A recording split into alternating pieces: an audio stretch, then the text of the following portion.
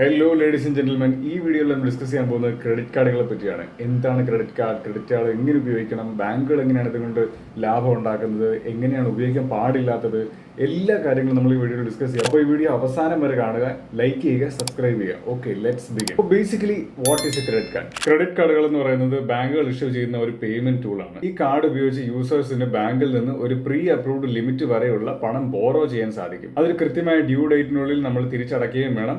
അതേപോലെ തന്നെ ഈ ഡ്യൂ ഡേറ്റിനുള്ളിൽ നമ്മൾ തിരിച്ചടച്ചതിന് ശേഷം ഇതൊരു റിവോൾവിംഗ് ക്രെഡിറ്റ് ആണ്. അതായത് നമ്മൾ പേയ്മെന്റ് ചെയ്തതിന് ശേഷം നമുക്ക് അതേ പ്രീ അപ്രൂവ്ഡ് ലിമിറ്റ് വരെയുള്ള എമൗണ്ട് നമുക്ക് വീണ്ടും ബോറോ ചെയ്യാൻ സാധിക്കുന്നതാണ്. അപ്പോൾ ക്രെഡിറ്റ് കാർഡ് എങ്ങനെയാണ് ഇരിക്കുന്നത്? ക്രെഡിറ്റ് കാർഡിന്റെ ലെങ്ത് എന്ന് വെച്ചാൽ 3.375 ഇഞ്ചും അതേപോലെ തന്നെ ഹൈറ്റ് 2.125 ഇഞ്ചും ആണ് വരുന്നത്. ക്രെഡിറ്റ് കാർഡിൽ ഒരു 16 ഡിജിറ്റ് നമ്പർ ഉണ്ടായിരിക്കും. അതിനെയാണ് നമ്മൾ നമ്മുടെ MII എന്ന് പറയുന്നത്. ഈ നമ്പറിന്റെ ആദ്യത്തെ അക്കം 4 ആണെങ്കിൽ അതൊരു വിസ കാർഡ് ആയിരിക്കും, 5 ആണെങ്കിൽ അതൊരു മാസ്റ്റർ കാർഡ് ആകും, അതേപോലെ തന്നെ 6 ആണെങ്കിൽ അതൊരു റൂപേ കാർഡ് ആയിരിക്കും. ഈ 16 ഡിജിറ്റ് നമ്പറിന്റെ ആദ്യത്തെ 6 ഡിജിറ്റുകൾ സൂചിപ്പിക്കുന്നത് ഇഷ്യൂവർ ഐഡന്റിഫിക്കേഷൻ നമ്പറാണ്. ഈ ക്രെഡിറ്റ് കാർഡ് ഇഷ്യൂ ചെയ്ത ഇൻസ്റ്റിറ്റ്യൂഷൻ ഏതാണെന്ന് ഐഡന്റിഫൈ ചെയ്യാൻ ഉപയോഗിക്കുന്ന നമ്പർ. പിന്നെ 7 തൊട്ട് 15 വരെയുള്ള ഡിജിറ്റുകൾ യുണീക്ക് അക്കൗണ്ട് നമ്പറാണ്. അത് ഈ കസ്റ്റമറിനെ ഐഡന്റിഫൈ ചെയ്യാൻ വേണ്ടി ഉപയോഗിക്കുന്നതാണ്. അതേപോലെ തന്നെ ലാസ്റ്റ് ഫൈനൽ 16th ഡിജിറ്റ് ഒരു ചെക്ക് നമ്പറാണ്. ഓക്കെ, ഈ നമ്പർ ഉപയോഗിച്ചാണ് നമ്മൾ നമ്പർ എൻ്റർ ചെയ്യുമ്പോഴത്തേക്കും അതിനകത്ത് മിസ്റ്റേക്ക് വന്നിട്ടുണ്ടോ എന്ന് ഐഡന്റിഫൈ ചെയ്യാൻ ഉപയോഗിക്കും. അതുകൊണ്ടാണ് നമ്മൾ ഓൺലൈൻ ട്രാൻസാക്ഷൻ ചെയ്യുമ്പോൾ കാർഡ് നമ്പർ തെറ്റാണോ എന്ന് ഐഡന്റിഫൈ ചെയ്യേണ്ട ലാസ്റ്റ് നമ്പർ ആയിരിക്കും ഉപയോഗിക്കുന്നുണ്ടാവുക. അപ്പോൾ ഒരു കൃത്യമായിട്ടുള്ള എറർ കാണിക്കും ഈ നമ്പർ തെറ്റാണ് എന്നുള്ള ഒരു കാര്യം. ഇപ്പോൾ നമ്മൾ ആമസോണിലൊക്കെ ഷോപ്പിംഗ് ചെയ്യുമ്പോഴത്തേക്കും അവിടെ ഈ നമ്പർ വെച്ചിട്ടായിരിക്കും ഈ നമ്പർ ശരിയാണോ തെറ്റാണോ എന്ന് സിസ്റ്റം ചെക്ക് ചെയ്യുക. പിന്നെ നിങ്ങളുടെ കാർഡിൽ ഉണ്ടാകുന്ന 2 കാര്യങ്ങളാണ്. ഒന്ന് CVV, അതേപോലെ തന്നെ എക്സ്പയറി. CVV നമ്മൾ വളരെ പേഴ്സണലായിട്ട് സൂക്ഷിക്കേണ്ട ഒരു കാര്യമാണ്. കാരണം ഇതില്ലാതെ നമുക്ക് ഓൺലൈൻ ട്രാൻസാക്ഷൻസ് ചെയ്യാൻ സാധിക്കില്ല. അപ്പോൾ ക്രെഡിറ്റ് കാർഡ് തട്ടിപ്പുകളിൽ എങ്ങനെ പെടാതിരിക്കാം? ക്രെഡിറ്റ് കാർഡ് തട്ടിപ്പുകളിൽ പെടാതിരിക്കാൻ ഉള്ള പ്രധാന മാർഗ്ഗങ്ങൾ എന്ന് പറയുന്നത് നമ്മൾ കാർഡ് സ്വൈപ്പ് ചെയ്യുമ്പോൾ അത് ക്ലോൺ ചെയ്യപ്പെടാനുള്ള സാധ്യതകളുണ്ട്. വളരെ എന്തെങ്കിലും സസ്പീഷ്യസ് ആയിട്ടുള്ള സ്ഥാപനങ്ങളിലാണെങ്കിൽ ഏതെങ്കിലും സ്ഥലത്താണ് നമ്മളിത് യൂസ് ചെയ്യുന്നതെങ്കിൽ അവിടെ ചിലപ്പോൾ നമ്മുടെ കാർഡുകൾ ക്ലോൺ ചെയ്യപ്പെടാനുള്ള സാധ്യതകൾ കൂടുതലാണ്. അതുകൊണ്ട് tap and pay maximum use ചെയ്യാൻ ശ്രമിക്കുക. അതേപോലെ തന്നെ ടാപ്പ് ആൻഡ് പേക്ക് ഒരു പ്രശ്നം ഉണ്ടെന്ന് വെച്ചാൽ ഇപ്പോൾ ഉദാഹരണത്തിന് നിങ്ങളുടെ കാർഡ് നിങ്ങളുടെ പോക്കറ്റിലാണെന്ന് കരുതുക. അപ്പോൾ ഒരു സ്കാമർ നിങ്ങളുടെ പോക്കറ്റിന്റെ അടുത്ത് വന്ന് ഒരു ടാപ്പ് ആൻഡ് പേ ഡിവൈസ് ഉപയോഗിച്ച് ഒരു 5000 വരെയുള്ള ട്രാൻസാക്ഷൻസ് നടത്താനുള്ള പോസിബിലിറ്റി ഉണ്ട്. അപ്പോൾ അങ്ങനെ ഒരു പോസിബിലിറ്റി ഉള്ളത് കൊണ്ട് തന്നെ നമുക്ക് ഫാരഡേ പേഴ്സുകൾ പോലെയുള്ള പേഴ്സുകൾ അവൈലബിൾ ആണ്.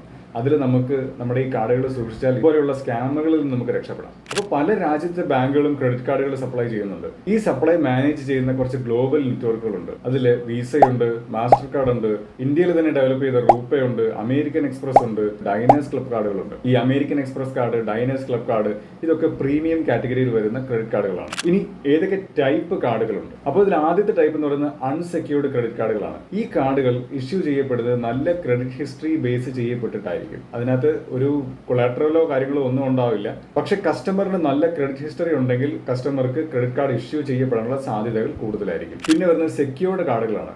ഈ കാർഡുകളിൽ ഒരു ബാങ്കിൽ FD ഉണ്ടെങ്കിൽ ആ FDയുടെ 80 to 90% ഓഫ് ദ വാല്യൂ നമുക്ക് ഒരു ക്രെഡിറ്റ് ലിമിറ്റ് ആക്കി വെച്ച് ക്രെഡിറ്റ് കാർഡ് ഇഷ്യൂ ചെയ്യപ്പെടും എന്നുള്ളതാണ്. പിന്നെ വരുന്നത് കോ ബ്രാൻഡഡ് കാർഡുകളാണ്. അതായത് എയർടെൽ ആക്സിസ്, സ്വിഗ്ഗി ആക്സിസ് എന്നൊക്കെ നമ്മൾ പല കാർഡുകളും കണ്ടിട്ടുണ്ടാവും. ഇത് പല ഷോപ്പിംഗ് പർപ്പസുകൾക്ക് വേണ്ടി കോർപ്പറേറ്റുകളും ബാങ്കുകളും തമ്മിൽ ചേർന്ന് നടത്തുന്ന കുറച്ച് പ്രൊഡക്റ്റുകളാണ്. പിന്നെ വരുന്നത് ആഡ് ഓൺ ക്രെഡിറ്റ് കാർഡുകളാണ്. ഈ ഒരു കേസിൽ ഒരു ക്രെഡിറ്റ് കാർഡ് ഓൺ ചെയ്യുന്ന വ്യക്തി അദ്ദേഹത്തിന്റെ സ്പൗസിനോ കുട്ടികൾക്കോ ഒരു ക്രെഡിറ്റ് കാർഡ് ആഡ് ഓൺ ആയിട്ട് കൊടുക്കാൻ കഴിയും. അപ്പോൾ ഈ ആഡ് ഓൺ ക്രെഡിറ്റ് കാർഡ് ഉപയോഗിക്കുന്ന വ്യക്തിക്ക് ക്രെഡിറ്റ് കാർഡ് ട്രാൻസാക്ഷൻ ചെയ്യാൻ കഴിയും. അവർക്ക് സ്വന്തമായിട്ടും കുറച്ച് ക്രെഡിറ്റ് ഹിസ്റ്ററി ഉണ്ടായി വരികയും ചെയ്യും. പക്ഷേ ഇതിന്റെ ബില്ല് അടയ്ക്കേണ്ട വ്യക്തി ഒറിജിനൽ ആയിട്ടുള്ള ബെയറർ തന്നെയാണ്. പിന്നെ വരുന്നത് കോർപ്പറേറ്റ് ക്രെഡിറ്റ് കാർഡുകളാണ്. ഇത് കോർപ്പറേറ്റുകൾ അവരുടെ എംപ്ലോയീസിന് വേണ്ടി സ്പെസിഫിക്കലി ഇഷ്യൂ ചെയ്യുന്ന ക്രെഡിറ്റ് കാർഡുകളാണ്. അതായത് ജോലി സംബന്ധമായിട്ടുള്ള ബിസിനസ് ട്രാൻസാക്ഷൻസ് ചെയ്യാൻ വേണ്ടിയുള്ള ക്രെഡിറ്റ് കാർഡുകൾ. ഇനി ആരൊക്കെയാണ് ക്രെഡിറ്റ് കാർഡിന് എലിജിബിൾ ആയിട്ടുള്ളത്? ബേസിക് എലിജിബിലിറ്റി എന്ന് പറയുന്നത് 18 വയസ്സിനും 65 വയസ്സിനും ഇടയിലുള്ള വ്യക്തികൾക്കാണ് ക്രെഡിറ്റ് കാർഡുകൾ ഇഷ്യൂ ചെയ്യപ്പെടുന്നത്. സാലറി ഉള്ള വ്യക്തിയാണെങ്കിൽ 25,000 മുകളിൽ പ്രതിമാസം സാലറി ഉള്ള ഒരു വ്യക്തിയാണെങ്കിൽ അവർക്ക് ക്രെഡിറ്റ് കാർഡ് ഇഷ്യൂ ചെയ്യപ്പെടാനുള്ള സാധ്യതകൾ കൂടുതലാണ്. അതേപോലെ തന്നെ 750 മുകളിലുള്ള സിബിൽ സ്കോർ ഉള്ള വ്യക്തികൾക്ക്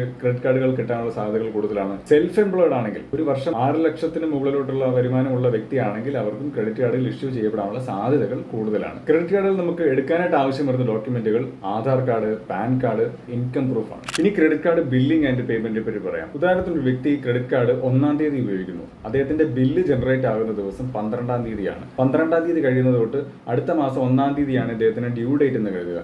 അപ്പോൾ ആക്ച്വലി ഒരു 30 ദിവസത്തിന്റെ ഡ്യൂറേഷൻ ആണ് ഇദ്ദേഹത്തിന് ഈ പേയ്മെന്റ് ചെയ്യാൻ വേണ്ടി കിട്ടുന്നത്. ഈ ഡ്യൂ ഡേറ്റിന് മുൻപോ അതോ ഡ്യൂ ഡേറ്റിന്റെ അതേ ദിവസമോ ഈ പേയ്മെന്റ് നടത്തി കഴിഞ്ഞാൽ അദ്ദേഹത്തിന് ഇൻട്രസ്റ്റ് ഒന്നും തന്നെ ഈ ഒരു ഉപയോഗിച്ച തുകയിൽ കൊടുക്കേണ്ടി വരില്ല.